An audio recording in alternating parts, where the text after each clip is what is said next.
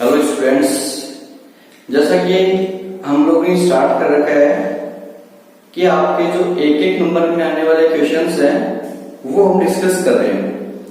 तो आज जो प्रोबेबिलिटी यूनिट है आपकी प्रायिकता, उसमें से एक नंबर का क्वेश्चन किस टाइप का आ सकता है, कैसा आ सकता है, उसके बारे में अपन डिस्कस करने वाले हैं।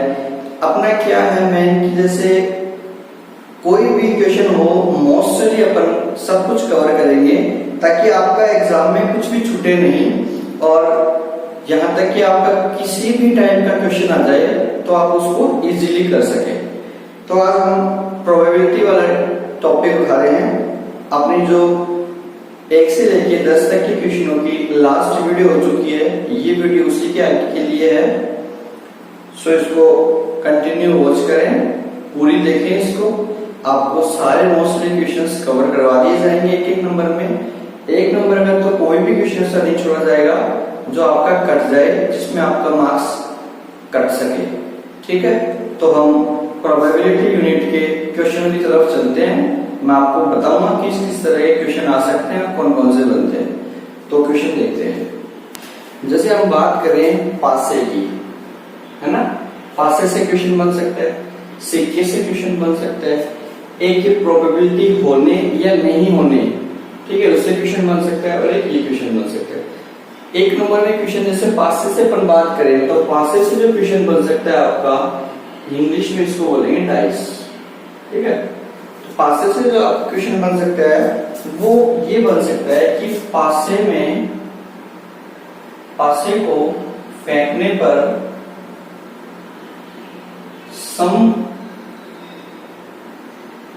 सम संख्या आने की प्रायिकता, सम संख्या की, विषम संख्या की, है ना, सम संख्या आने की प्रायिकता पूछ सकता है। अगला विषम संख्या आने की प्रायिकता पूछ सकता है।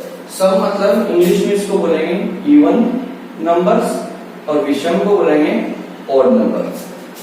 आपको पता होना चाहिए कि जैसे पासे में कितनी डिजिट होती है, 1 से लेकर के जो आपके नंबर होते हैं वो 6 तक होते हैं, सबको पता है।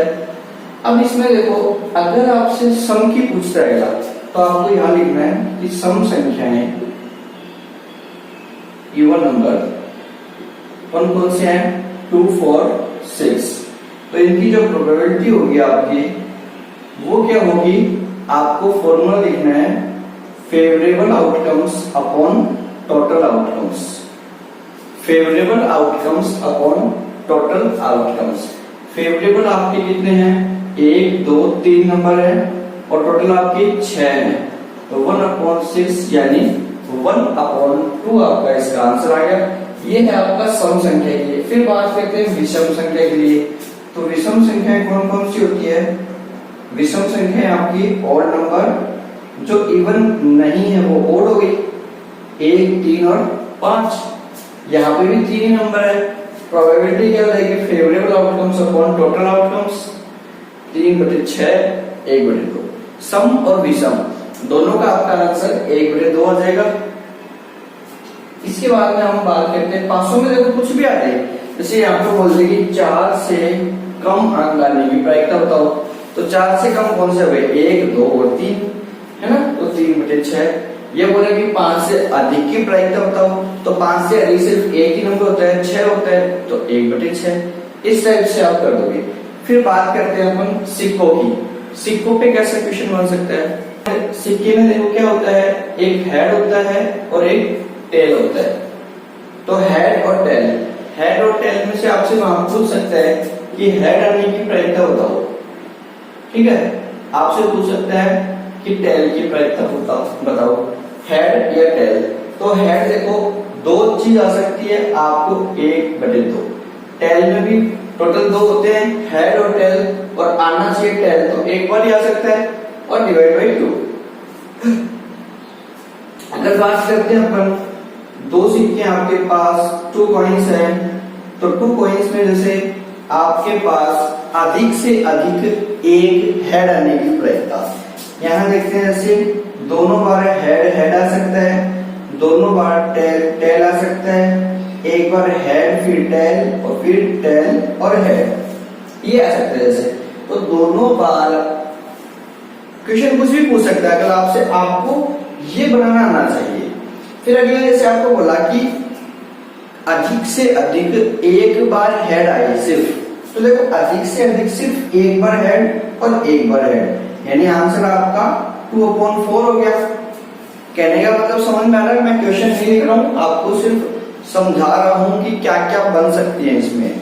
वहां बोले कि दोनों बार बोथ टेल आना चाहिए, या आपको वहां पे बोल दे कि बोथ हेड आना चाहिए, है ना। तो दोनों बार टेल 1/4, दोनों बार हेड 1/4, दोनों बार टेल 1/4। सिक्के की भी प्रोबेबिलिटी समझ में आ गई होगी, सिक्के से ये क्वेश्चन बन सकते हैं 1 नंबर में। उसके बाद में हम आते हैं कि कोई भी एक काम होता है, उस काम के होने और नहीं होने, दो पक्ष होते हैं, दोनों का जो सम होता है आपका वो एक होता है। जैसे देखो ये क्वेश्चन है आपका कि नॉट ई यानी काम नहीं होने की प्रोबेबिलिटी आपकी 0.95 है, तो बोल रहा है कि होने की प्रोबेबिलिटी बताओ। इसको ऐसे लिखेंगे कि होने की प्लस नहीं होने की प्रोबेबिलिटी जो होती है वो 1 होती है। अब आपको दी हुई है नॉट ई की दे रखी है, कितनी दी हुई है 0.95, तो 0.95 जो यहाँ प्लस में है ये उधर जाके आपका माइनस में चला जाएगा। माइनस तो करना आता होगा आप सबको, नहीं आता तो इस टाइप से रफ में कर लेना, और ये आपका आ जाएगा 0.05। आगे बात समझ में आगे। अब देखो नेक्स्ट क्वेश्चन की तरफ बढ़ते हैं। दो खिलाड़ी हैं ए और बी, इसमें से ए के जीतने की जो प्रोबेबिलिटी है वो है 5/6, ठीक है। ए के जीतने की प्रोबेबिलिटी आपको दे रखी 5/6, तो पूछा है कि बी के जीतने की प्रोबेबिलिटी बताओ। Probability of A and probability of B, दोनों में से एक ही तो जीतेगा। तो देखो ए के जीतने की जो प्रोबेबिलिटी है वो है 5/6, तो हम प्रोबेबिलिटी ऑफ बी निकाल देंगे। ये 5/6 है वो 1 के साथ जाके माइनस में चला जाएगा, और फिर आप इसको इजीली सॉल्व करके आंसर निकाल सकते हो। तो प्रोबेबिलिटी ऑफ बी कितनी आ गई आपकी 1/6, समझ में आ गई होगी। प्रोबेबिलिटी में आपका जो 1 नंबर का क्वेश्चन आएगा वो इसी टाइप का आएगा, इन्हीं में से आपके आने के चांसेस है, ठीक है। अब आगे बढ़ते हैं दूसरे क्वेश्चनों की तरफ। अगला क्वेश्चन है अर्धवृत्त में बने कोण का मान, यानी सेमी सर्कल है आपका, उसमें जो एंगल बनता है वो कितने डिग्री का बनता है। तो ये आपको एक सेमी सर्कल बना लो। सेमी सर्कल का मतलब है इसकी जो व्यास है, जो इसका डायमीटर है, उससे अगर हम ऊपर की तरफ एंगल बनाते हैं तो वो आपका कितने का बनता है। तो इसका आंसर आपको लिखना है 90 डिग्री का अर्धवृत्त में कोण बनता है, ठीक है।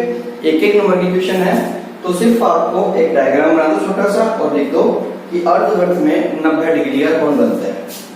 उसके बाद में आपको करना है 85 का स्क्वायर एकाधिकेन से।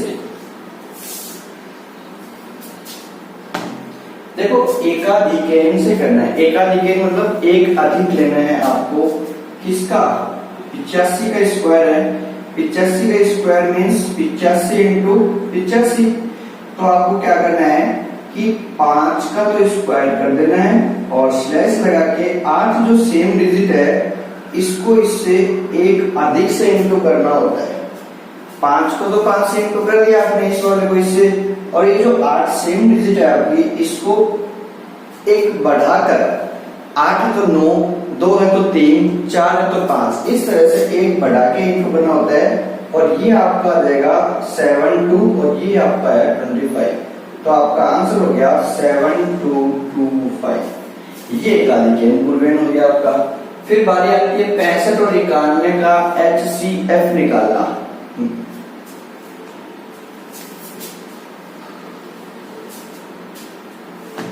HCF के लिए आपको क्या करना है कि जो आपको दो नंबर दिए हुए हैं आप उन दोनों नंबर का फैक्टर निकाल लो। देखो ये जो मैं क्वेश्चन करवा रहा हूँ आपको, वीडियो जो प्रोवाइड करवा रहा हूँ, इनको प्लीज सीरियसली लो थोड़ा सा, और जो इसमें क्वेश्चन बताए जा रहे हैं उन क्वेश्चनों को सॉल्व करो। पहले तो देखो, अगर देखने से आपको लगता है कि हाँ आप ये क्वेश्चन एग्जाम में अटेम्प्ट कर लोगे तब तो बहुत अच्छी बात है, अदरवाइज आप इसको नोट डाउन करो और फिर प्रैक्टिस में लाओ इन क्वेश्चनों को, है ना। स्टार्टिंग के 1 से लेके 15 तक के जो क्वेश्चन है आपके, ये बहुत ज्यादा इंपॉर्टेंस रखते हैं आपके मार्क्स ऑब्टेन करवाने में, क्योंकि टीचर की जो मेंटलिटी होती है वो स्टार्टिंग के 15 क्वेश्चनों को देख के डिसाइड हो जाती है कि बच्चा किस कैटेगरी का है।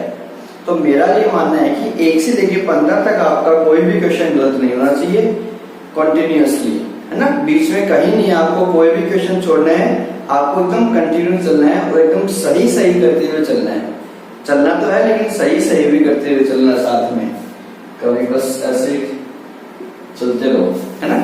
नेक्स्ट क्वेश्चन देखते हैं। जैसे आपको HCF निकालना था तो आपको क्या करना है कि 65 के क्या क्या गुणनखंड हो सकते हैं। 65 के गुणनखंड, तो 65 के क्या हो सकते हैं। 65 में आपका 3 हो सकता है, 5 होगा, 5 × 13, है ना। फिर आप 91 की कर लो, 91 की जब आप फैक्टर करोगे तो क्या होगा, 7 × 13। अब बात आती है HCF की। देखो HCF और LCM दोनों में क्या डिफरेंस होता है। HCF में वो डिजिट ली जाती है जो आपकी कॉमन होती है। तो देखो यहाँ जो 13 है ये दोनों में कॉमन है, इसीलिए आपका जो HCF आ जाएगा वो आ जाएगा 13। अगर यहाँ आपको LCM पूछ ले, जैसे इसमें ही बोल दे आपको कि LCM भी बताओ इसका, तो कैसे निकालोगे। देखो LCM का निकालने का तरीका है कि 13 जो दोनों में कॉमन है वो तो आ ही जाएगा, और बाकी जो भी जितनी भी बची वो सब, जितनी भी जो भी बची वो सारी लिख ली जाएगी और वो आपका LCM हो जाएगा, है ना। आ गया हुआ समझ में। अगले क्वेश्चन की तरफ बढ़ते हैं अपन। अगला क्वेश्चन है कि एक वृत्त है, एक सर्कल है, इस सर्कल के केंद्र से, ये केंद्र है इसका, इस केंद्र से बराबर दूरी पर स्थित दो जीवाएं, ये दूरी और ये दूरी, ये वाला डिस्टेंस और ये वाला डिस्टेंस दोनों आपका अगर बराबर है, नहीं, हाँ, केंद्र से बराबर स्थित जीवाओं की लंबाई का अनुपात आपसे पूछा है कि केंद्र से इनकी जीवाओं की लंबाई का अनुपात। तो जब देखो केंद्र से दो जीवाएं बराबर दूरी पर हैं तो उनकी लंबाई आपस में बराबर ही होगी। ये बात आप याद रख लो कि अगर आपकी केंद्र से दूरी बराबर है तो आपकी जीवाओं की लंबाई भी बराबर होगी। तो अनुपात आपका क्या आ जाएगा, 1:1। आप वहां ये लिख के दिखा सकते हो कि केंद्र से दूरी बराबर होने पर जीवाओं की लंबाइयों का अनुपात सदैव 1:1 रहता है ना। अब अगले और क्वेश्चन में आपको बता देता हूँ, थोड़े से क्वेश्चन और करवाता हूँ किस टाइप के आ सकते हैं। अब जैसे एक ट्रिग्नोमेट्री का ये क्वेश्चन और लिया है मैंने। क्वेश्चन है आपका cos 50 और cosec 40, है ना।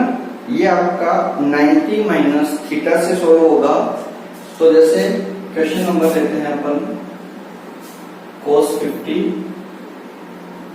और cosec 40, इनमें से किसी भी एक को चेंज कर लो। cos 50, तो cos 50 को हम क्या लिख सकते हैं, cos 50 कैसे आया होगा, 90 माइनस 40 करने पर। ये बात तो पता ही है आपको, इस पे भी मैंने एक वीडियो बना रखी है। अगर आपको ट्रिग्नोमेट्री की वीडियो देखनी है तो आप मेरी ट्रिग्नोमेट्री की वीडियोस देख सकते हो, आपके इन क्वेश्चनों के कंसेप्ट इजीली क्लियर हो जाएंगे। फिर देखो cos 90 माइनस थीटा क्या होता है, sin थीटा। तो cos की जगह sin आ गया और थीटा 40, और ये आपका चल रहा है cosec 40, है ना। अब sin क्या होता है, साइन होता है 1 कोसेक, तो आप इसको लिख सकते हो 1 कोसेक 40 और इनटू में आपका क्या चल रहा है कोसेक 40। कोसेक 40 से कोसेक 40 कट गया और एक आपका क्या आ गया आंसर। बताओ समझ में आ रहा है ना? देखो बहुत ही आराम से मैं आपको इसीलिए करवा रहा हूं कि एक ही बारी में आपके सारा समझ में आ जाए और मोस्टली क्वेश्चंस इसी टाइप के आएंगे एक नंबर में, तो डरने की बात नहीं है। बस आप समझते जाइए, देखते जाइए और इनको खुद सॉल्व करो, ठीक है। नेक्स्ट क्वेश्चन जो आपका है वो सिमिलैरिटी से है। आपको दो ट्रायंगल सिमिलर दे रखे हैं जिसमें ए बी आपको एक की साइड दे रखी है 1.6 और दूसरे वाले की साइड आपको दे रखी है 2.4। फिर आपको पूछा कि इनके एरिया का रेशियो बताओ। तो देखो जो दो ट्रायंगल अगर आपको सिमिलर दे रखे हैं, मैंने लास्ट वीडियो में भी आपको बताया था, तो उनका एरिया अगर आपको फाइंड करना तो आप कैसे फाइंड कर सकते हो, उनकी साइडें जो आपको दी हुई है उनका स्क्वायर कर दो। तो यहां देखो जैसे हम लिखेंगे कि area of A B C upon area of D E F. तो एबीसी की आपको कौन सी साइड दी हुई है, एबी साइड दी हुई है, और डीई एफ की आपको डीई साइड दी हुई है। तो एबी कितना है आपका 1.6 का स्क्वायर और ये है आपका 2.4 का स्क्वायर, ठीक है। अब बस आपको क्या करना है, इनका स्क्वायर कर देना है। 1.6 का जब आप स्क्वायर करोगे तो आपका होगा 2.56 और 2.4 का जब आप स्क्वायर करोगे तो ये आपका होगा 5.76। पॉइंट से पॉइंट हट गया 256 अपॉन 576। अब इसको आप छोटा कर सकते हो, काट सकते हो इसकी वैल्यू को, है ना, मिनिमम वैल्यू में चेंज करके, और जो आपका लास्ट आंसर आए वो आपका रेशियो हो जाएगा। आ रही है बात समझ में? धीरे धीरे चल रहे हैं, बहुत ही आराम से मैं आपको पूरा कवर करवाने की कोशिश कर रहा हूं। और अब मैं आपसे ये बताना चाहता हूं कि अब आने वाले जो दिनों में आपके लिए जो वीडियो होगी वो डेली अपलोड होगी, डेली आपकी वीडियो आएगी। और जहां तक मेरी कोशिश है वहां तक कोशिश ये रहेगी कि दिन की 2 वीडियो आपके लिए डाली जाए, है ना, ताकि जैसे जो आपकी 25-30 मिनट की जो मैं वीडियो डाला करूंगा उससे आपका एक रूटीन बन जाएगा और मोस्टली आपके जो क्वेश्चंस है वो रिवाइज होते रहेंगे ताकि आप भूलेंगे नहीं। देखो अपन जो सॉल्व करेंगे अब आपके पास इतना टाइम नहीं है कि आप पूरी बुक सॉल्व करो, है ना। बुक सॉल्व करके फिर उसमें से आपको पता नहीं चलता कि कौन से क्वेश्चन करने हैं कौन से नहीं करने। उसके लिए हम बैठे हैं, हम आपको बताएंगे कि आपको कौन सा क्वेश्चन करना है और कौन सा क्वेश्चन नहीं करना। इसीलिए जो क्वेश्चन मैं करवाता हूँ ये तो आपको करने ही करने हैं, उसके अलावा भी मैं आपको एक वीडियो बना दूंगा जिसमें मैं बुक से आपको सारे इंपॉर्टेंट क्वेश्चंस बता दूंगा कि आपको इनके अलावा करने की जरूरत नहीं है। क्योंकि देखो लास्ट टाइम बचा है तो लास्ट टाइम में आप जो आपने कर रखा है उसको एकदम श्योर करो, जो आपने नहीं कर रखा या फिर वो जो एग्जाम में आने का कम चांस रखता है ना, उसको हम अभी दूर है अगर अपन उससे तो उससे दूरी ही बनाए रखो ना। जो आपको अच्छे से आता है, जो इजीली आप उसको कवर कर सकते हो इन दिनों में, सबसे पहले तो हम वो कोशिश करेंगे करने की, है ना। तो अब अगले क्वेश्चन पे बढ़ते हैं, आप इनको देखते रहिए, इनको सॉल्व करते रहिए। बाकी तैयारी पूरी करवाने की गारंटी है, पूरी आपकी तैयारी कराई जाएगी, टेंशन मत लो आप बस वीडियो देखते रहो और शेयर करते रहो अपने दोस्तों के साथ। अब अगले क्वेश्चन पे आते हैं अपन।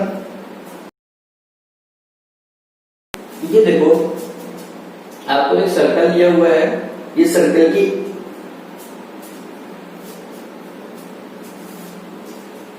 ये आपको एक सर्कल दिया हुआ है, सर्कल में ए बी आपको एक कोड दे रखी है, ओ इसका सेंटर पॉइंट है। आपको एंगल ए सी बी यानी आपको ये एंगल 40 दिया हुआ है। तो देखो एक सीधी सी बात आपको पता होनी चाहिए, वैसे तो पता होगी, अगर नहीं भी आपको पता है तो हम बता देते हैं आपको कि सेंटर पे बनने वाला किसी भी कोड से, किसी भी जीवा से सेंटर पे बनने वाला कोण हमेशा इस कोण से डबल होता है। तो ये अगर आपको बात करते हैं अपन ए ओ बी की, ए ओ बी जो होगा आपका वो एंगल ACB का क्या होगा, डबल। और ACB आपको कितना दे रखा है, 40, तो 40 का डबल, यानी आपका जो AOB आया आपको कितना आया, 80, है ना, ये आपका 80 आ गया। ठीक है, अब हम बात करते हैं OAB ट्रायंगल की। OAB ट्रायंगल में, इन ट्रायंगल OAB, देखो ये एंगल और ये एंगल, ये दोनों एंगल आपस में इक्वल होंगे। क्यों होंगे, क्योंकि OA is equals to OB, OA is equals to OB। क्यों है, क्योंकि ये इक्वल रेडियस है, रेडियस है ये दोनों त्रिज्याएं हैं, तो त्रिज्याएं आपस में बराबर होती हैं। जब किसी त्रिभुज की दो भुजाएं आपस में बराबर है तो उनके सम्मुख कोण भी आपस में क्या होते हैं, बराबर। तो ये दोनों कोण, इस भुजा के सामने वाला ये कोण और इस भुजा के सामने वाला ये कोण, ये दोनों आपस में क्या हो गए, बराबर, और हमने इनको मान लिया x। अब तीनों एंगलों का सम कितना होता है, आप सब जानते हो, 180। तो 2x इक्वल्स टू ये 80 यहाँ आके आपका माइनस हो गया, तो 2x इक्वल्स टू आपका 100, देन x इक्वल्स टू 100/2, आपका आंसर 50 आ चुका है। आपसे पूछा OAB, तो ये भी 50, तो ये भी 50, दोनों 50-50 आपके आंसर आ गए। ठीक है, ये वाला भी बहुत आसान सा क्वेश्चन था। तो एक एक नंबर के क्वेश्चन है ये। आगे और क्वेश्चन देखते हैं, एक दो क्वेश्चन और करवाता हूँ आपको अच्छे। आगे देखो, ये दो क्वेश्चन और हैं। अभी जैसा क्वेश्चन बताया था बिल्कुल सेम वैसा ही है। ये आपको दे रखा है कि ये 80 है, ये 120 है। आपसे पूछा BAC, BAC यानी ये पूरा, और एक पूछा BOC यानी ये वाला। तो आपको पता होना चाहिए एक पॉइंट के चारों तरफ बने हुए जो कोण होते हैं उनका सबका योग 360 होता है। आपके पास यहाँ पे 80, 120 और तीसरा ये एंगल बचा हुआ है, तो हम यहाँ पे इसका नाम लिख लेते हैं AOB plus AOC plus BOC। तीनों मिला के आपके 360 होते हैं। AOB कितना है आपका 80 डिग्री, AOC है आपका 120 और BOC आप निकाल दो, तो इस तरह आपका BOC कितना आ जाएगा, ये 120 और 80 जो 200 बन गए वो उधर जाके माइनस में चल जाएंगे और आपका BOC आ जाएगा 160। ठीक है, मैंने आपको बताया था कि केंद्र पे बनने वाला कोण, सेंटर पे बनने वाला कोण इस कोण का डबल होता है ना। यानी अगर हम बात करें कि BOC जो होता है वो डबल होता है किसका, BAC का। BOC जो होता है वो BAC का डबल होता है। तो BOC आपको कितना दिया हुआ 160, और यहाँ आपको ये निकालना है, तो 2 जो मल्टीप्लाई है आपका ये यहाँ आके डिवाइड में आ जाएगा। तो BAC की जो आपके पास वैल्यू आ गई वो कितनी आ गई 80, वो आपके पास 80 आ गई। आ गया समझ में। तो आज की इस वीडियो के लिए सिर्फ इतना ही काफी है। अगली वीडियो डालूंगा मैं, उसमें आपको देखो एक नंबर के जो क्वेश्चन है उसमें थोड़े बहुत और क्वेश्चन बाकी हैं। मोस्टली आपको इस टाइप के क्वेश्चन मिलेंगे, तो आपको इस टाइप के क्वेश्चन आप अगर इन वीडियो को देख लेते हैं, ये भी अगर आप सॉल्व कर लेते हैं, तो वहां पे मैक्सिमम क्या होगा, डिजिट चेंज कर देगा अगला, है ना। और आपकी प्रैक्टिस बनी हुई होनी चाहिए कि आपको आना चाहिए कि इसमें क्या करना है, किस टाइप से करना है। बाकी आपको एक नंबर के क्वेश्चन में दिक्कत नहीं आएगी वहां पे। और फिर इसके एक नंबर के क्वेश्चन वगैरह करने के बाद में हम एक बड़ी वीडियो बना देंगे जिसमें मैं आपको पूरा कंबाइंडली 11 से लेके जो आपके 15 तक 2-2 नंबर के क्वेश्चन आते हैं वो सारे कवर करवा दूंगा। तो इससे क्या होगा, आपका जैसे क्वेश्चन तो आ ही रहे इंपॉर्टेंट, उनके साथ में मैं आपको जो सॉल्यूशन बताया जा रहा हूँ ये आपको देखने से एग्जाम टाइम में बहुत बेनिफिशियल रहेंगे, है ना। इससे आपको बाई चांस ऐसे मान लो कि कोई क्वेश्चन आपका सॉल्व नहीं करा हुआ है, वो आपने वीडियो देख रखी है, तो आपको वहां पे एग्जाम टाइम पे याद आ जाता है। तो आज की इस वीडियो के लिए इतना काफी है, और अगली वीडियो अपन बनाएंगे।